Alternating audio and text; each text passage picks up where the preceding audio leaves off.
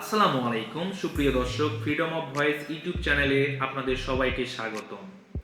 আজকের এই প্রতিবেদনে আমরা সহজ ভাষায় জানাবো দীর্ঘ 17 বছর পর দেশে ফিরছেন বিএনপির ভারপ্রাপ্ত চেয়ারম্যান তারেক রহমান।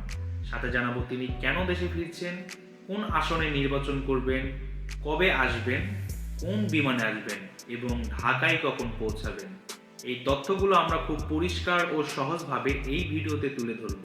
তাই সঠিক এবং সত্য তথ্য জানতে অবশ্যই সম্পূর্ণ ভিডিওটি দেখার অনুরোধ রইল। বর্তমানে তারেক রহমান বিএনপির ভারপ্রাপ্ত চেয়ারম্যান। দীর্ঘ 17 বছর 3 মাস 9 দিন দেশের বাইরে থাকার পর তিনি দেশে ফিরছেন। 2008 সালের 11 সেপ্টেম্বর তৎকালীন তত্ত্বাবধায়ক সরকারের সময় কারামুক্ত হওয়ার পর উন্নত চিকিৎসার জন্য তিনি লন্ডনে যান। দীর্ঘ সময় তিনি লন্ডনের কিংস্টন এলাকায় থেকে রাজনৈতিক ও দলীয় কার্যক্রমে সক্রিয় ভূমিকা পালন করেছেন। প্রবাসে থেকেও তিনি দলীয় কর্মসূচি, আন্দোলন ও সিদ্ধান্তগুলো পরিচালনা করেছেন। ভার্চুয়াল বৈঠক, ভিডিও বার্তা ও দলীয় নেতাদের সঙ্গে যোগাযোগের মাধ্যমে তিনি দলের নেতৃত্ব দিয়েছেন এবং কর্মীদের উদ্দেশ্যে বারবার ঐক্য, শান্তিপূর্ণ ও গণতান্ত্রিক পথে কাজ করার আহ্বান জানিয়ে গেছেন। 2024 সালের 5 আগস্ট ছাত্র জনতার আন্দোলনের পর থেকে তারেক রহমানের দেশে আসার বিষয়টি নতুন করে আলোচনায় আসে। পরবর্তী সময়ে দলীয় পর্যায়ে তার আগমনকে কেন্দ্র করে প্রস্তুতির খবরও পাওয়া যায়। দলীয় ও সংশ্লিষ্ট সূত্রের তথ্য অনুযায়ী তারেক রহমান 25 ডিসেম্বর 2025 তারিখে এমিরাত এয়ারলাইন্সের বিমানে লন্ডন থেকে যাত্রা করবেন। তিনি দুবাই হয়ে ঢাকায় আসবেন এবং বাংলাদেশ সময় সকাল 11:55 হযরত শাহজালাল আন্তর্জাতিক বিমানবন্দরে পৌঁছাবেন। তারেক রহমান আসন্ন জাতীয় সংসদ নির্বাচনে সরাসরি অংশ নিতে এবং দলের প্রচারণার নেতৃত্ব দিতে দেশে ফিরছেন। বিএনপির মহাসচিব মির্জা ফখরুল ইসলাম আলমগীর জানিয়েছেন, তারেক রহমান বগুড়া 6 সদর আসন থেকে নির্বাচনে অংশগ্রহণ করবেন। এটি তার প্রথমবারের মতো সরাসরি নির্বাচনে অংশগ্রহণ, যার রাজনৈতিক অঙ্গনে বিশেষ গুরুত্ব নিয়ে দেখা হচ্ছে। বগুড়া 6 আসনটি তার দলের মধ্যে বিশেষ গুরুত্ব রাখে, কারণ এটি তার পরিবারের পুরনো রাজনৈতিক আসন।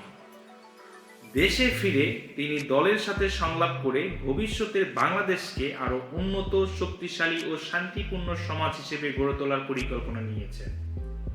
সম্প্রতি তিনি একটি 8 দফা উন্নয়ন পরিকল্পনা ঘোষণা করেছেন, যেখানে শিক্ষা, স্বাস্থ্য, কর্মসংস্থান এবং দুর্নীতিমুক্ত সমাজ গড়ার মতো বিষয়গুলো গুরুত্ব পেয়েছে। তিনি চান, যদি ক্ষমতায় আসেন, এই পরিকল্পনাগুলো বাস্তবায়িত হবে। এছাড়া তিনি দলে প্রার্থীদের সঙ্গে মত বিনিময় সভা ও নির্বাচনী প্রস্তুতি নিয়ে কাজ করছেন, যাতে জনগণের কাছে পরিষ্কার পরিকল্পনা পৌঁছে দিতে পারেন। এই লক্ষ্যে তারেক রহমানের আগমন উপলক্ষে বিএনপি সাংগঠনিকভাবে প্রস্তুতি নিচ্ছে বলে জানা গেছে।